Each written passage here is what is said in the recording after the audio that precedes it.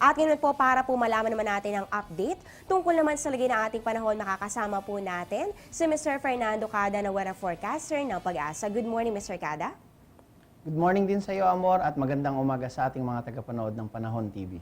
Mr. Cada, kahapon po ay naging maulan po ang ilang bahagi ng ating bansa, pati na rin po dito sa Metro Manila, lalong-lalo na po noong hapon at saka po noong gabi. So ngayon po ba, ngayong araw nito ng Huwebes, magpapatuloy ba ang ganitong klase ng lagay ng ating panahon at ano po ba ang laman ng inyong 5 a.m. weather forecast para sa araw na ito? Para sa araw na ito ay patuloy na umiiral ang ating tinatawag na Intertropical Convergence Zone at ito ay nakakaapekto dito po sa malaking bahagi ng Kabisayaan, Mindanao at ng Palawan. Sa ating pagtaya, ang mga lugar na kung saan may mga mahina hanggang katamtamang pag-ulan ay ito pong Calabarzon, Mimaropa, gayon din ang malaking bahagi ng Kabisayaan at ang Northern Mindanao, Zamboanga Peninsula at ang Caraga. Samantala, dito sa Metro Manila, asahan rin natin yung mga pag-ulan pero mga mahihina na lamang. Partly to cloudy skies ang posible nating maranasan at gayon din sa natitirang bahagi ng ating bansa. Mr. Cada, kung titingnan po natin ito pong empty set imagery o yung pong inyong nasa background ngayon po, no, makikita po natin na meron po mga malalaking kaulapan dito po sa silangang bahagi ng ating Philippine Area of Responsibility. Ito po ba isa ng bagyo ngayon? At ano po ba yung nakikitang development ng Pag-asa dito? Paano po ba ito kikilos sa mga susunod na mga araw? Sa ngayon, base dito sa ating satellite, makikita natin dito sa may bahaging likuran na kung saan nadyan yung mga cloudiness. So ito ngayon ay isang ganap na tropical storm na. Ito ay nasa labas pa ng par at malapit sa may bahagi ng Guam. Ito ay may pangalang Tropical Storm Francisco. Yan ang kanyang international name at gumagalaw siya sa direksyong north-northwest sa bilis na 15 km per hour. Kasalukuyan ay nandun pa rin siya sa karagatan at may posible pang maging isang ganap na typhoon.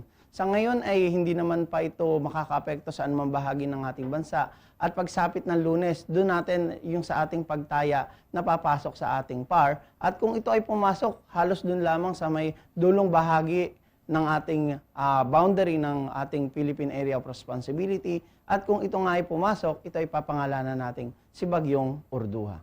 Okay, so by Monday po mga kabayan ay posible po na meron na naman tayong bantayan na panibagong bagyo at ito nga po ay kung sakaling pumasok dito sa ating PAR ay tatawagin po natin at bibigyan natin ng local name na Urduha. Kaya po ito po sana po ay hindi naman matuloy ang pagpasok nito, no? Kaya patuloy po tayo magbantay dito po sa lagay ng ating panahon. Mr. Cada, regular na rin po tayo sa pagmamonitor sa lagay naman ng ating mga karagatan. So ngayon po ba, hanggang ngayon po nga araw na ito ng Huwebes, meron pa rin po ba tayo nakataas na gale warning at bakit po kahit wala na pong bagyo o anumang low pressure area na umira dito sa ating PAR ngayon ay meron pa rin kayong ibinibigay na ganitong babala at saan-saan po ba ito? Sa ngayon ay nakataas pa rin ang ating tinatawag na gale warning. Kahit wala tayong bagyo o low pressure area, kung malakas ang ating hangin, lalong-lalo ngayon, ito yung ating analysis ng ating hangin, makikita natin dito sa may northern seaboard ng Northern Luzon, yung kulay green at dilaw. Ibig sabihin, mataas ang pag-alon ng mga karagatan na yan, kaya nag-issue pa rin tayo ng gale warning sa northern seaboard ng Northern Luzon.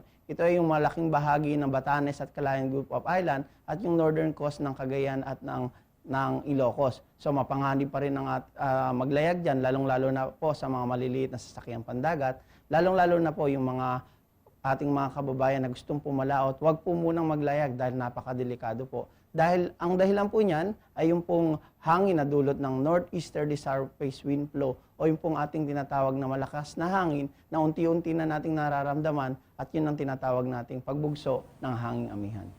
At eto naman po, Mr. Cada, nitong mga nakaraang buwan po, no, naranasan po ang mga pagbaha dito po sa ilang bahagi ng bansa, lalong-lalo na po sa Central Luzon at pati na rin po dito sa Metro Manila. Yan naman po ay dahil dito sa kasagsagan ng hanging habagat o yung southwest monsoon.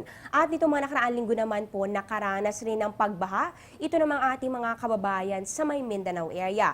Pero ito naman po ay dahil naman sa ITCZ o Intertropical Convergence Zone. So makikita po natin na ito pong dalawang weather systems na ito ang talagang nagpaulan dito sa ating bansa nitong mga nakalipas sa araw at hanggang ngayon nga po ay nagpapaulan pa rin itong ITCZ. Pero kung pag-uusapan po natin o kung pagkakaroon po tayo ng comparison dito po sa dalawang weather systems na ito, in terms of rainfall amount, ano po ba yung merong mas pinakamaraming dalang pag-ulan? Ito po ba ang ITCZ o yung ating hanging habagat?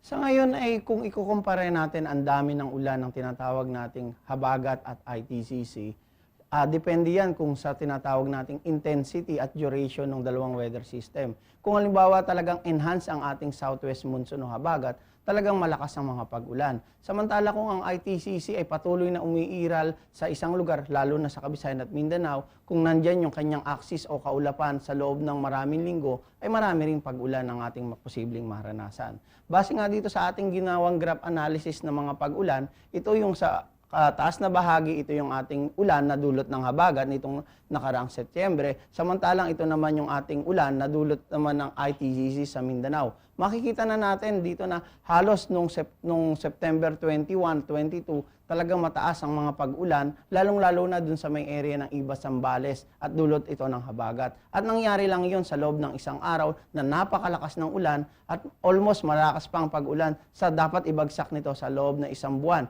kaya talagang nagpabaha. Samantalang yung ITCC naman ang nagdulot ng pagbaha sa Mindanao, makikita natin noong October 4 hanggang October 8, may sunod-sunod na pag-ulan. Hindi ito kalakasan pero dire-diretso ang mga pag-ulan. Kung ang karakteristik ng ITCC ay maraming pag-ulan, sa loob ng matagal na araw ay magtutulot ito ng mga pagbaha. So ito yung ating comparison analysis dito sa ulan na sa Central Luzon na dulot ng habagat at dito naman sa Mindanao na nagdulot din ng pagbaha na dulot naman ng Intertropical Convergence Zone. So ayan po mga kabay, nabigyan linaw po ni Mr. Cada na kung gusto po nating tingnan kung ano po yung merong dala na mas pinakamaraming pag-ulan dito po sa weather systems sa ITCZ at Southwest Monsoon, ito naman po ay depende sa kanilang intensity at pati rin po sa duration o kung gaano katagal po ito umiral at naging dominante dito po sa specific area. Ayan, maraming salamat po Mr. Cada sa bilahing impormasyon tungkol sa lagay ng ating panahon. Meron ka na lang po bang maipapayo para sa ating mga manonood? Para sa ating mga kababayan, lalong-lalo na ngayon na puro kalamidad ang dumadating sa ating bansa, katulad ng lindol, nandyan ang bagyo, ang habagat, ang maraming pag-ulan. Dapat lagi tayong maging alerto, huwag tayong mawawalan ng pag-asa. Dahil ang mga kalamidad na yan ay hindi natin na talagang masyadong naipipredict dahil yan ay kalikasan. Ang maging importante, lagi tayong handa sapagkat nga may kasabihan tayo, ang taong laging handa, sa sakuna ay walang panama.